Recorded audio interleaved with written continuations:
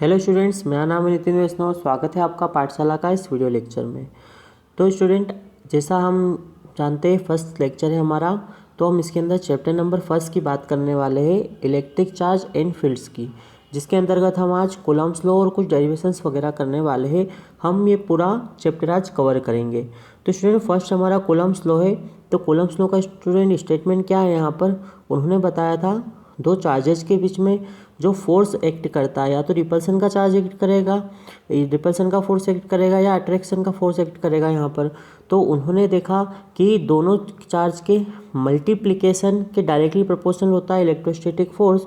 और सेकेंड उन्होंने स्टूडेंट यहाँ पर देखा कि जो हमारा उनके बीच की डिस्टेंस आर है उसके रहता है ये इन्वर्सली प्रोपोर्शनल। तो इन दोनों को जब हम मिलाते हैं तो student F proportional to Q1 Q2 upon R square, then हम प्रोपोर्शनल के साइन हटाते हैं और यहाँ पर कांस्टेंट लगाते हैं के, तो उसको स्टूडेंट यहाँ पर नाम दिया गया कूलम्ब्स कांस्टेंट। तो स्टूडेंट, अगर हम बात करते हैं इस कूलम्ब कांस्टेंट की, तो कूलम्ब कांस्टेंट की वैल्यू जो है वो वैल्यू होती है 9 × 10⁹ न्यूटन मीटर स्क्वेयर पर कूलम्ब स्क्वेयर। और के की वैल्यू एक और होती है 1/4πε। तो एप्सिलॉन जो है वो परमिटिविटी ऑफ फ्री स्पेस है या वैक्यूम की परमिटिविटी है। तो एप्सिलॉन नॉट की वैल्यू आप सभी को पता है 8.85 × 10⁻⁻12 कूलम्ब स्क्वायर पर न्यूटन मीटर स्क्वायर होती है। अब स्टूडेंट, हम इसका जो है स्टेटमेंट देख लेते हैं। तो स्टेटमेंट क्या है इनका, जैसा मैंने अभी बताया, it state that the electrostatic force of attraction और repulsion between two stationary charge in vacuum is directly proportional to product of two charges and inversely proportional to square of distance between them. अब student, हम बात कर लेते हैं इनके vector form की, क्योंकि स्टूडेंट कूलम्ब ने इसके अंदर डायरेक्शंस वगैरह नहीं बताई थी, तो हमें इसका वेक्टर फॉर्म भी देखना पड़ता है और एग्जाम में वेक्टर फॉर्म आने के ज़्यादा चांसेस यहाँ से बनते हैं, तो आप इसे पूरा करके जाइए। तो स्टूडेंट, में अगर बात यहाँ पे करते हैं तो वही Q1 और Q2 चार्जेस है, उनके बीच की डिस्टेंस R है। और मैंने स्टूडेंट यहाँ F12 से डिनोट किया। F12 का मीनिंग है force on charge Q1 due to Q2, मतलब Q2 के कारण ये Q1 पे कितना फोर्स लग रहा है, तो वो F12 से बताया। सिमिलरली F21 भी ऐसा ही है। तो स्टूडेंट, अगर हम यहाँ पे बात करेंगे तो वो हमारा यहाँ पर फोर्स लगता है F12 1/4πε0 Q1 Q2 upon R square. और आप लोगों को सभी को पता है कि अपन एक यूनिट वेक्टर यहाँ पर लेते हैं डायरेक्शन बताने के लिए, तो R12 से हमने बताया है। सिमिलरली यहाँ पर 21 के लिए R21 हो जाएगा। तो स्टूडेंट, अगर हम बात करते हैं इन दोनों के मैग्नीट्यूड की, तो मैग्नीट्यूड हमें सेम मिलता है, बट डायरेक्शन अपोजिट होने के कारण, क्योंकि यहाँ पर सेम चार्ज है नेचर के, तो यहाँ पे हम नेगेटिव साइन लगाते हैं। तो स्टूडेंट, हमारा ये वेक्टर फॉर्म था कूलम्ब्स लॉ का। अब हम आगे बढ़ते हैं नेक्स्ट डेरिवेशन के लिए। तो जो नेक्स्ट डेरिवेशन स्टूडेंट हमारे यहाँ पर है, उसके पहले हमें इलेक्ट्रिक डायपोल समझना पड़ेगा। तो जैसा आप सभी जानते हैं इलेक्ट्रिक डायपोल के बारे में, कि इलेक्ट्रिक डायपोल में क्या होता है कि पेयर ऑफ पॉइंट चार्जेस रहते हैं with equal magnitude and opposite in sign separated by a very small distance. ये जो 2L डिस्टेंस है स्टूडेंट यहाँ पर -Q और +Q चार्ज के बीच में, तो ये 2L बहुत कम डिस्टेंस रहती है, हम इसे प्लेस करके रख देते हैं -Q और +Q चार्जेस को। और स्टूडेंट, यहाँ पर जो आप ये O देख रहे हैं, ये क्या हो जाएगा, सेंटर ऑफ डायपोल। और स्टूडेंट, अगर हम बात करते हैं यहाँ पे इलेक्ट्रिक डायपोल मोमेंट की, तो उसे हम P से बताते हैं।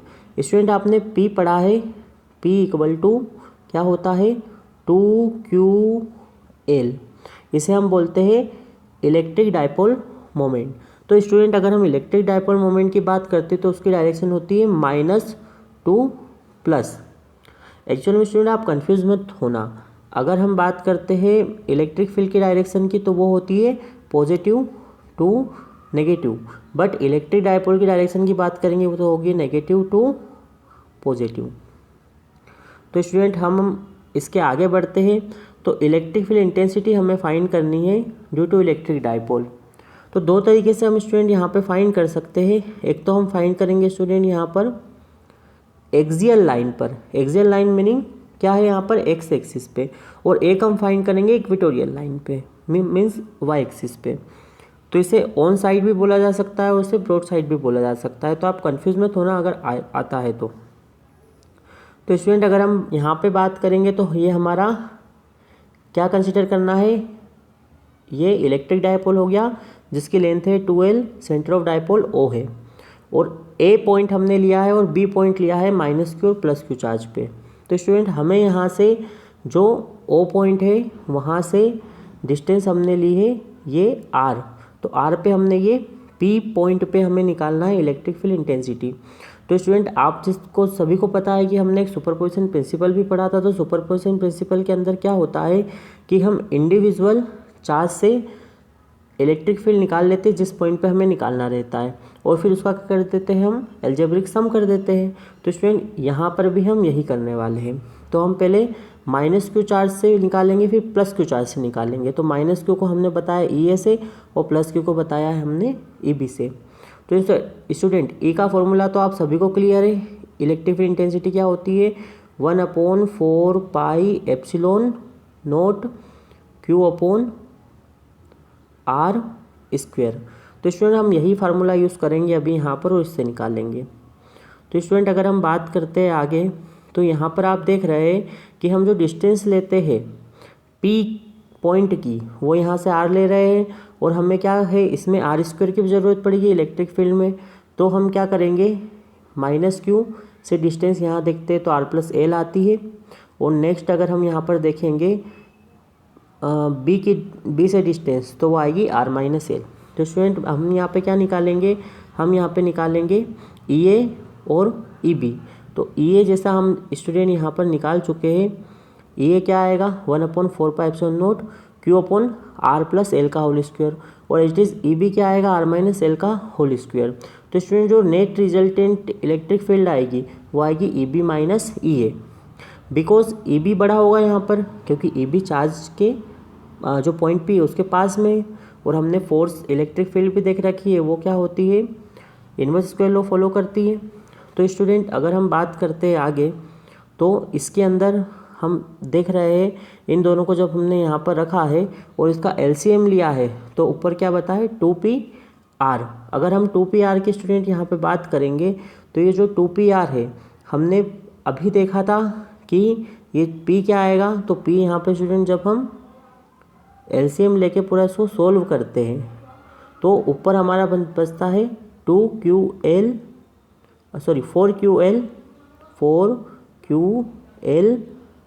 4QL multiply by R।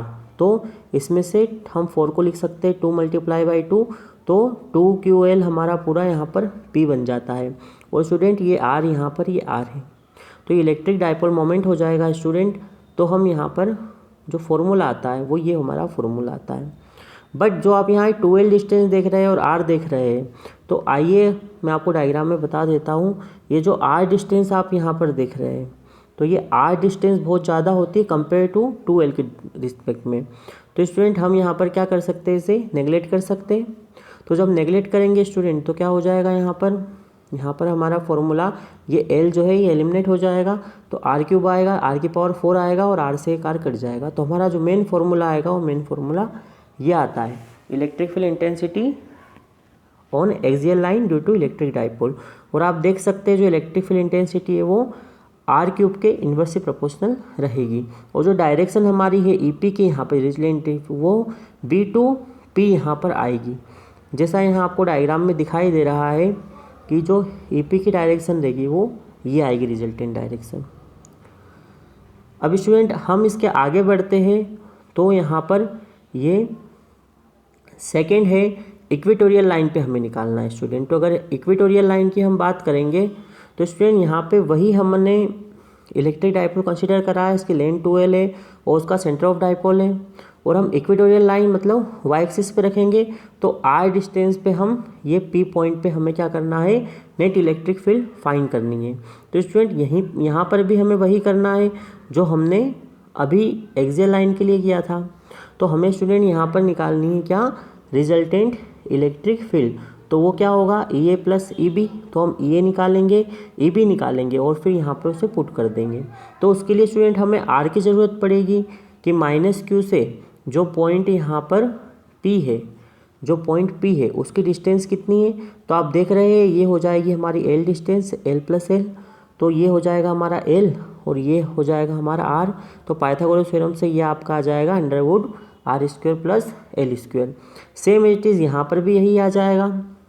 तो स्टूडेंट जब हम इलेक्ट्रिक फील्ड निकालते हैं तो इलेक्ट्रिक फील्ड EA और EB आपको यहाँ पर क्या मिलेगा स्टूडेंट, सेम मिल जाता है। तो हमने यहाँ पर EA निकाला है और फिर सिमिलरली EB भी हम निकाल लेंगे। अब स्टूडेंट अगर हम यहाँ पे बात करते हैं तो यहाँ पर जो -Q चार्ज है हमारा, जो यहाँ पर स्टूडेंट -Q चार्ज है, इससे यहाँ पर जो इलेक्ट्रिक फील्ड लगेगी उसकी डायरेक्शन क्या होगी, तो हम जब भी यहाँ पर लेते हैं तो पॉजिटिव चार्ज यहाँ पे कंसीडर करते हैं, यूनिट पॉजिटिव चार्ज। तो वो क्या करेगा, ये -Q यूनिट पॉजिटिव चार्ज को अपनी तरफ अट्रैक्ट करेगा, तो EA की डायरेक्शन ये होगी स्टूडेंट। नेक्स्ट अगर हम बात करेंगे इस पॉजिटिव की, तो ये क्या करेगा, इसे रिपेल करेगा, तो EB की डायरेक्शन स्टूडेंट कुछ ये हो जाएगी।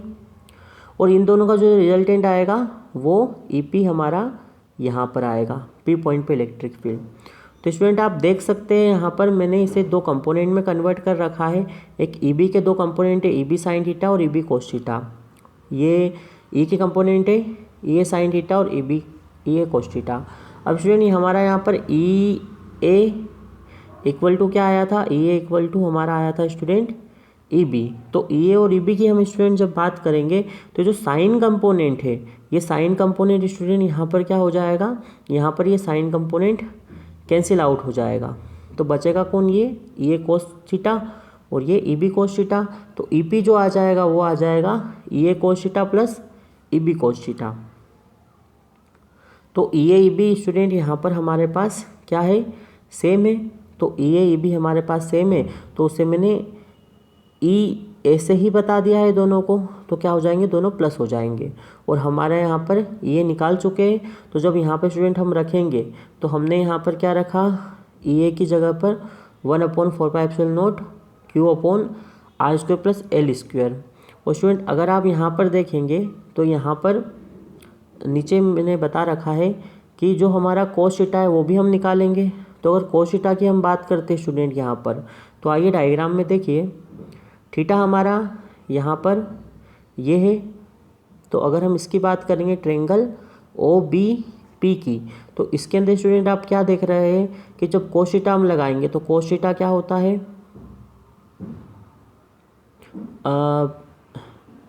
Base upon hypotenuse. तो बेस है यहाँ पर L और हाइपोटेनियस क्या आ जाएगा, अंडरवुड में R² प्लस L स्क्वायर।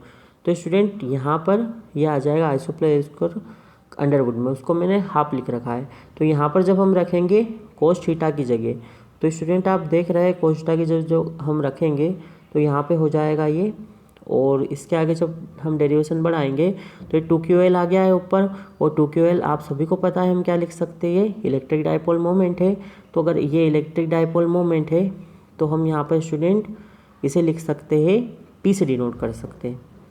और स्टूडेंट जब हम इसे P से डिनोट कर देंगे तो कुछ फॉर्मूला ऐसा बन जाएगा। नेक्स्ट हम स्टूडेंट यहाँ पर क्या करेंगे, ये जो R² प्लस L स्क्वायर है तो इसका होल पावर 3/2 हो जाएगी। फिर वही जो 2L लेंथ है और R लेंथ है उनका कंपेयर करेंगे तो 2L बहुत छोटी यहाँ पर रहेगी, तो कैंसिल आउट होकर नीचे R³ आ जाएगा। तो जो टोटल इसका फॉर्मूला आ जाएगा हमारा इक्वेटोरियल लाइन पे, वो ये आ जाएगा। और उसकी डायरेक्शन क्या आ जाएगी स्टूडेंट, तो डायरेक्शन अगर हम देखते हैं स्टूडेंट इसकी, तो डायरेक्शन यहाँ पर हो जाएगी, इसकी direction opposite to the direction of electric dipole moment. क्यों, तो यहाँ पर हम देखेंगे अगर ऊपर, तो इलेक्ट्रिक डाइपोल मोमेंट की जो आपकी डायरेक्शन है वो ये डायरेक्शन है स्मॉल p की, क्योंकि वो नेगेटिव टू पॉजिटिव रहती है।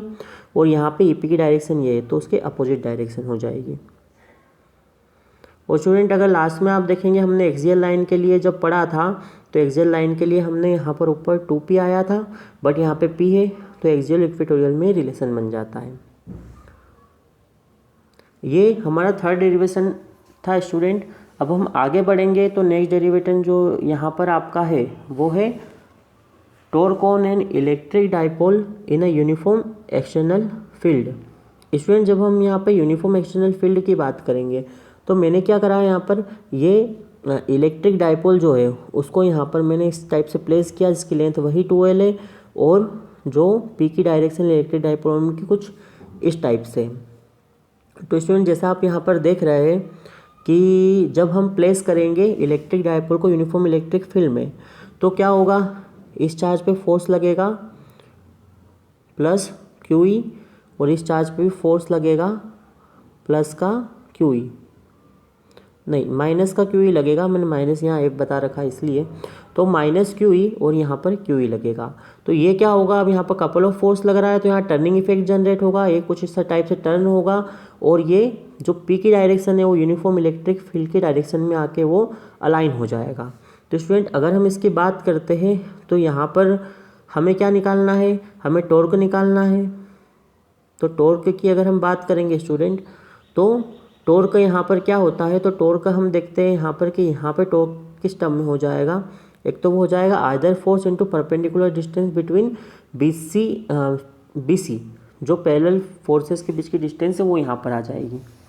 तो हम अगर टॉर्क यहाँ पे निकालते हैं स्टूडेंट, तो कोई भी एक फोर्स लेंगे तो हमारा QE निकला था, और स्टूडेंट अगर हम यहाँ पर BC निकालते हैं, ये B to C डिस्टेंस हमें निकालनी है, B to C ये पॉइंट आपका C रहेगा।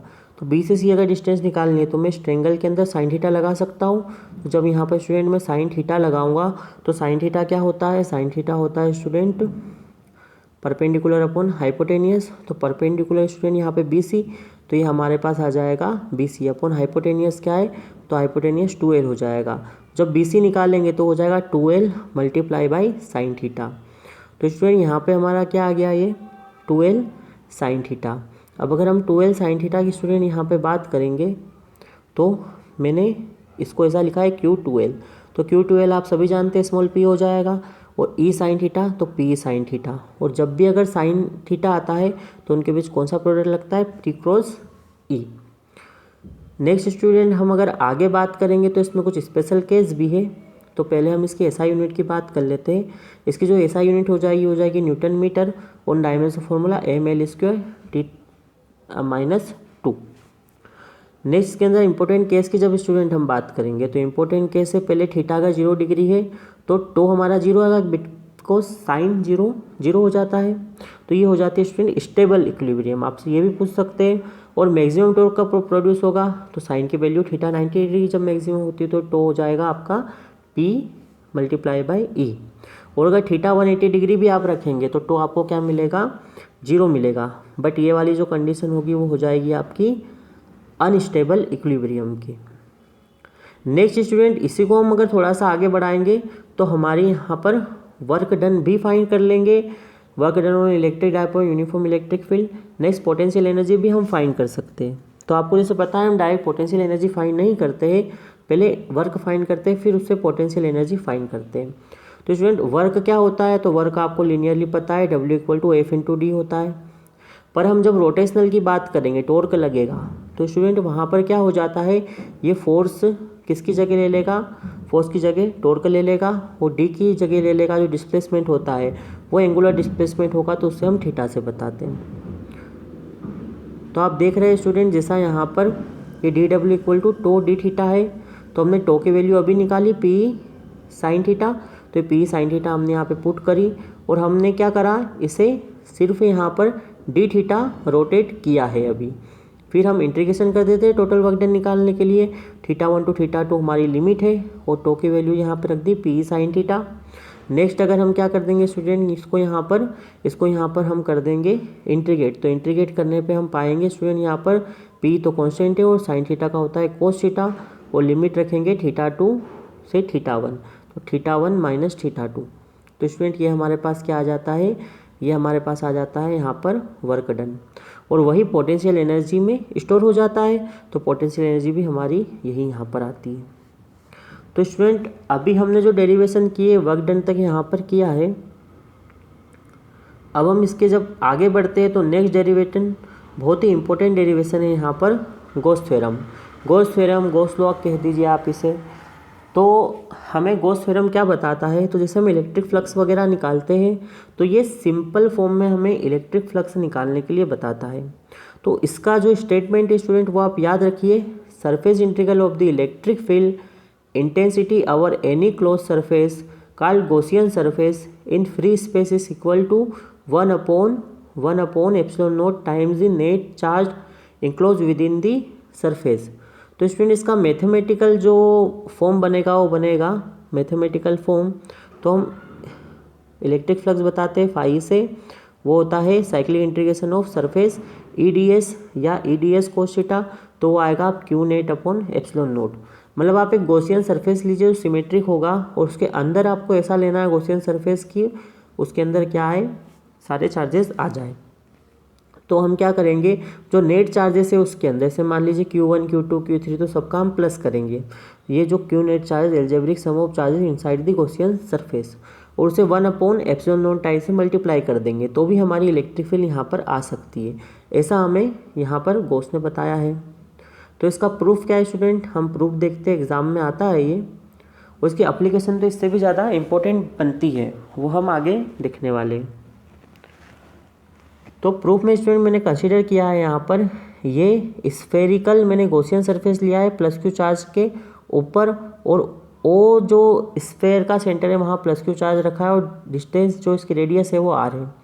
अब स्टूडेंट हम यहाँ पर बात करेंगे तो हम क्या देखेंगे स्टूडेंट, यहाँ पर हम यहाँ पर देखेंगे एक तो हमें इलेक्ट्रिक फील्ड की डायरेक्शन पता होना चाहिए और एरिया वेक्टर जिसे हम डी से बताते हैं।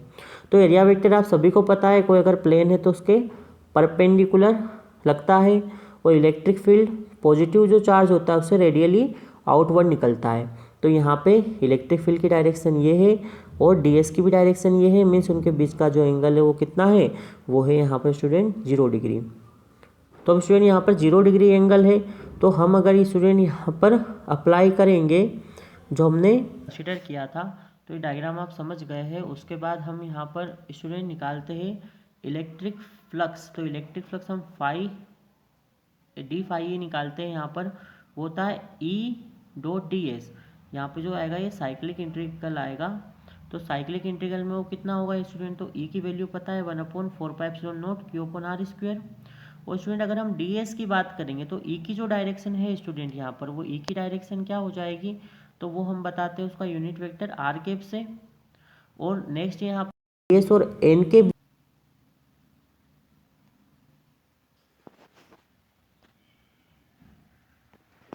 तो स्टूडेंट अगर हम यहाँ पर निकालेंगे यहाँ पर इलेक्ट्रिक फ्लक्स तो वो होता है E.ds। यहाँ पे साइक्लिक इंटीग्रल आएगा ये। तो स्टूडेंट E क्या होता है 1/4πε0 Q/r²। और उसकी जगह डायरेक्शन की बात करेंगे तो वो होता है यहाँ पर r। अब अगर स्टूडेंट हम बात करेंगे यहाँ पर ds की, तो ds की डायरेक्शन क्या है n।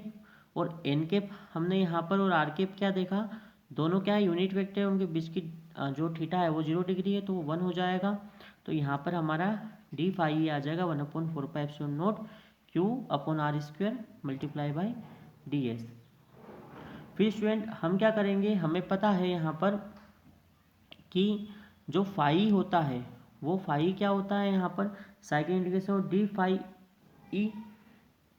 जब हम अगर टोटल निकालेंगे तो यहाँ पर हम रख देंगे, तो जो कांस्टेंट है 1/4πε0 Q/r² वो बाहर आ जाएगा और यहाँ पर सिर्फ सरफेस का इंटीग्रल होगा। तो सरफेस जो स्टूडेंट यहाँ पर है वो हमारे पास क्या है, एक स्फेयर है। तो स्फेयर का आपको सरफेस एरिया पता है 4πr² होता है, तो हम डायरेक्ट इसे लिख सकते हैं यहाँ पर 4πr²। तो 4π से 4π कैंसिल और r² से r² कैंसिल, तो आपका ये प्रूफ हो गया गॉस थ्योरम या गॉस लॉ। अब स्टूडेंट अगर हम इसके आगे की बात करेंगे तो इसमें हमें 3 एप्लीकेशन स्टडी करना है। तो वो 3 एप्लीकेशंस वगैरह स्टूडेंट यहाँ पर क्या है, अगर हम एप्लीकेशन की बात करते हैं तो पहला है आपको एप्लीकेशन यहाँ पर मिलेगा electric field due to infinite long thin straight charge wire. एक स्ट्रेट चार्ज वायर ये बीचों बीच में है, आपको दिख रहा है, जो पॉजिटिवली चार्ज्ड है। तो स्टूडेंट हम क्या करते हैं, यहाँ पे पहले गॉसियन सरफेस लेते हुए गॉस ने क्या बताया था, आपको पहले गॉसियन सरफेस लेना पड़ेगा। तो हम आर यहाँ पर क्या लेंगे स्टूडेंट, गॉसियन सरफेस। तो हमारे यहाँ गॉसियन सरफेस कैसा आ रहा है, यहाँ पे सिलेंड्रिकल। तो स्टूडेंट आप यहाँ पर देख रहे हैं कि 3 सरफेस है, ए सरफेस, बी सरफेस और एक सी सरफेस। ये 2 सर्कल है और एक जो ये कर्व्ड सरफेस है। अब स्टूडेंट अगर हम बात करेंगे यहाँ पे तो गॉस लॉ क्या बताता है, जो फाई होता है वो क्यू बाई एप्सिलॉन नॉट होता है, और एक डेफिनेशन क्या है हमारे पास, cyclic integral of E D S. तो स्टूडेंट हम यहाँ पे दोनों की मदद से निकालेंगे। तो हम यहाँ पर स्टूडेंट पहले डायरेक्शन देख लेते कि अगर ए की जो डायरेक्शन है स्टूडेंट यहाँ पर, तो यहाँ पर ए की डायरेक्शन कुछ इस टाइप से होगी, क्योंकि ये तो इनफाइनाइट डिस्टेंट वायर है। नेक्स्ट अगर एरिया वेक्टर की डायरेक्शन देखेंगे तो ये होगी, इनके बीच का एंगल क्या है यहाँ पर 90 डिग्री। बी की बात करेंगे तो वहाँ पर भी सेम होगा, ए की डायरेक्शन ये होगी और एरिया वेक्टर की ये। बट अगर सी सरफेस की हम बात करेंगे, कर्व सरफेस की, तो ए की डायरेक्शन ये होगी और जो एरिया वेक्टर है उसकी डायरेक्शन ये हो जाएगी। तो यहाँ पर क्या होगा 0 डिग्री, मीन्स यहाँ पे इलेक्ट्रिक फ्लक्स और यहाँ पे इलेक्ट्रिक फ्लक्स ए के लिए और बी के लिए हमको क्या मिलेगी, यहाँ पर 0 मिलेगी। बट जो ये सी है इसके लिए हमें 0 नहीं मिलेगी। तो हम यहाँ पर हमने लिया है क्या, जो इलेक्ट्रिक फील्ड है। तो आप देखिए यहाँ पर जो इलेक्ट्रिक फ्लक्स है वो second integration of E D S होता है। तो हम सरफेस ए बी सी इनके बीच का एंगल 90 और 90 है और 0 डिग्री है, तो ये दोनों तो हमारे 0 हो गए, जो कोस 90 है और 0 डिग्री पे वैल्यू 1 हो जाएगी, तो हमारी 1 आ जाती है। और स्टूडेंट अगर हम बात करते हैं यहाँ पर कि ई टू पाई आर एल जो आया है, तो ये cyclic integral of D S, जो ये हमारा सिलेंड्रिकल सरफेस है उसका कर्व सरफेस एरिया है 2 पाई आर एल, तो हमारा ये यहाँ पे आ जाता है। अब नेक्स्ट स्टूडेंट अगर हम बात करते हैं यहाँ पर जो चार्ज है, तो हमने वहाँ पर देखा स्ट्रेट वायर है, तो स्ट्रेट वायर पे हम यहाँ पे लगाएंगे चार्ज डेंसिटी, और कौन सी, लीनियर चार्ज डेंसिटी। तो वो लीनियर चार्ज डेंसिटी होती है student lambda equal to Q upon L, means charge per unit length. तो आपका लेमडा यहाँ से क्यू क्या आ जाएगा, तो क्यू आ जाएगा लेमडा एल। तो गॉस लॉ बताता है क्यू बाई एप्सिलॉन नोट, तो हम यहाँ पे जब लेमडा एल रखेंगे तो lambda L upon epsilon note हो जाएगा, और हम वहाँ से ए निकालेंगे तो एल से एल कैंसल, और आपका आ जाएगा यहाँ पर ये ई का फॉर्मूला।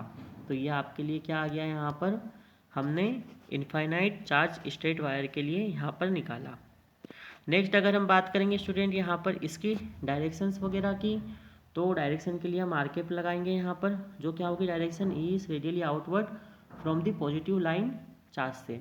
और इनके बीच अगर हम ग्राफ ड्रॉ करेंगे तो ग्राफ क्या होता है, ई और आर का जो यहाँ पर रिलेशन मिलता है, इन्वर्सली प्रोपोर्शनल मिलता है, तो ग्राफ कुछ इस टाइप से मिलेगा। स्टूडेंट आप यहाँ पर ग्राफ इन सभी के याद कर लीजिए, ताकि एक नंबर का भी अगर क्वेश्चन आए ऑब्जेक्टिव तो आप उसे आराम से कर सकते हैं।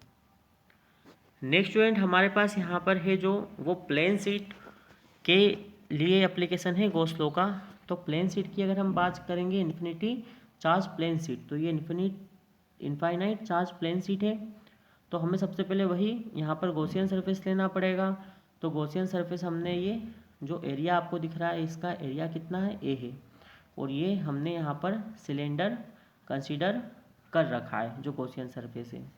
अब आप अगर यहाँ पर देखेंगे डायरेक्शन, तो डायरेक्शन स्टूडेंट यहाँ पर क्या आ जाएगी, यहाँ पर जो हमारी डायरेक्शन आएगी वो डायरेक्शन आएगी, ये आ जाएगी हमारी एरिया वेक्टर की, ठीक है। और स्टूडेंट अगर हम यहाँ की बात करेंगे तो एरिया वेक्टर कुछ इस टाइप से यहाँ पर रहेंगे। पर स्टूडेंट अगर हम बात करते हैं यहाँ पे जो कर्व सरफेस है उससे क्या होगा, यहाँ पर अगर देखेंगे तो इलेक्ट्रिक फील्ड की डायरेक्शन कुछ इस टाइप से रहेगी, और एरिया वेक्टर की डायरेक्शन ये रहेगी। तो वहाँ पर तो हमें 0 मिलना है, तो 0 मिलेगी कर्व सरफेस पे। बट जो फ्लैट सरफेस है उस पर हमें एक तरफ ई ए मिलेगी और इस तरफ भी ई ए मिलेगी, तो ई ए प्लस ई ए कितना हो जाएगा 2 ई ए। तो फाई जो टोटल आ जाएगा वो 2 ई ए यहाँ पर आ जाता है। और फिर स्टूडेंट वही हम यहाँ पर गॉस लॉ लगाएंगे, और यहाँ पर जो स्टूडेंट अब चार्ज डेंसिटी लगेगी वो चार्ज डेंसिटी लगेगी सरफेस चार्ज डेंसिटी, क्योंकि वो जो हमारी इनफाइनाइट प्लेट है उसका क्या है, पूरा सरफेस यहाँ पर काम करेगा। तो सरफेस चार्ज डेंसिटी क्या होती है, sigma equal to Q by A, charge per unit area. तो स्टूडेंट यहाँ से हमारा क्यू क्या हो जाएगा, क्यू हो जाएगा सिग्मा मल्टीप्लाई बाई ए। तो गॉस लॉ हम यहाँ पे लगाएंगे, तो Q equal to Q upon epsilon naught.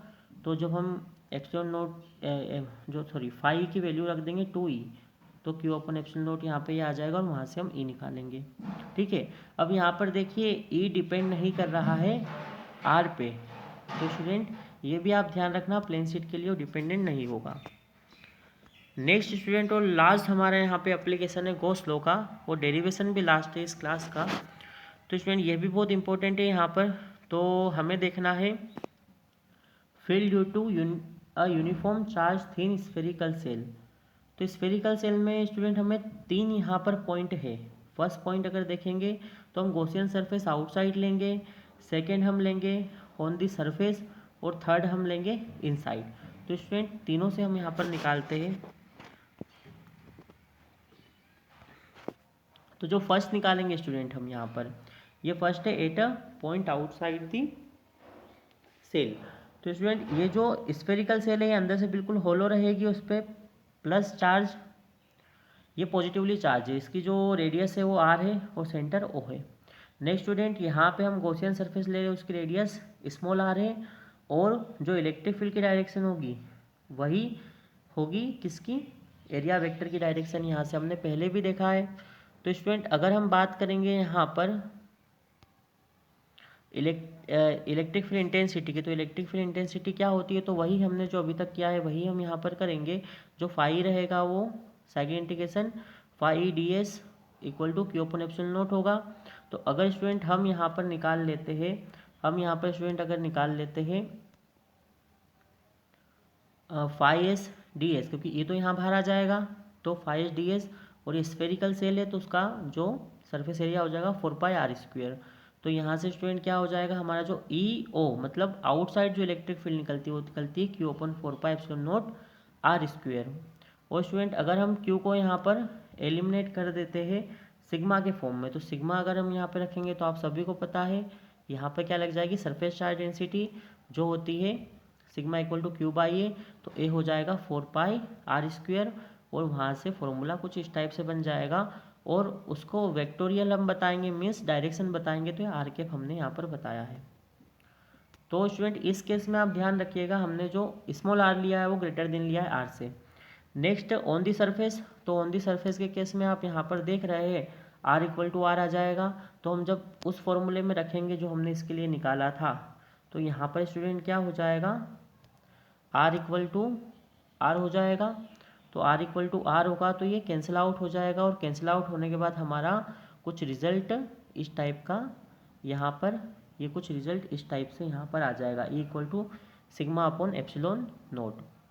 अब स्टूडेंट जो थर्ड है हमारा यहाँ पर वो हमें इनसाइड निकालना है। तो स्टूडेंट अगर गॉस लॉ आपने ध्यान से पढ़ा है तो गॉस लॉ ने बताया था कि जो इनसाइड नेट चार्ज रहता है वो हमें निकालना है। तो गॉसियन सरफेस अगर हम अंदर लेंगे तो नेट चार्ज यहाँ पर 0 आएगा, बिकॉज के स्फेयर पे चार्ज है, तो क्यू 0 है, तो यहाँ पर ई इनसाइड भी 0 आएगा इलेक्ट्रिक फील्ड। तो स्टूडेंट ये 3 केस यहाँ पर थे, और इसका अगर हम ग्राफ देखते हैं स्टूडेंट, तो ग्राफ यहाँ पर बहुत इंपॉर्टेंट होते हैं, तो आप ग्राफ समझिए। इसमें अगर हम इनसाइड बात करेंगे तो यहाँ से यहाँ तक का जब आप आर तक जाएंगे 0 से, तो वहाँ इलेक्ट्रिक फील्ड आपको क्या मिलेगी, 0 मिलेगी। नेक्स्ट अगर आर पे आएंगे मतलब ऑन दी सरफेस, तो आपको मैक्सिमम इलेक्ट्रिक फील्ड मिलेगी। देन फिर आप उससे बाहर जाएंगे तो आपकी क्या इलेक्ट्रिक फील्ड रिड्यूस होती चली जाएगी, किस रेट से, 1/r² रेट से। तो स्टूडेंट ये हमारा था आज का फर्स्ट वीडियो। तो मैं आशा करता हूँ आपको समझ में आया होगा और आपका रिवीजन भी हो गया होगा, और आपके जो डेरिवेशन है इंपॉर्टेंट ये आपके रिवाइज भी हो गए होंगे और बिल्कुल कवर भी हो गया होगा। तो स्टूडेंट अगर कुछ भी इसमें डाउट है तो आप कमेंट बॉक्स में पूछ सकते हैं, और अगर इसे अच्छा बनाना है या कुछ करना है इसमें तो आप वो भी बता सकते हैं। और इसे शेयर कर दीजिए, सब्सक्राइब कर दीजिए चैनल को, और ज़्यादा से ज़्यादा स्टूडेंट तक ये पहुंच सके, इसलिए आप इसे अपने ग्रुप्स वगैरह व्हाट्सएप ग्रुप में शेयर कर दिए ताकि सभी को फ़ायदा मिल सके। और जो स्टूडेंट नोट्स है वो मैंने डिस्क्रिप्शन लिंक में दे रखे हैं, तो आप वहाँ से डाउनलोड कर सकते हैं। नेक्स्ट इंस्टाग्राम पे मेरा पेज भी है, तो आप वहाँ पर जाकर भी देख सकते हैं, बिकॉज़ वहाँ पर मैं ऑब्जेक्टिव्स वगैरह भी डालते रहता हूँ मेरी स्टोरी में, तो आप वहाँ से देख सकते हैं। धन्यवाद।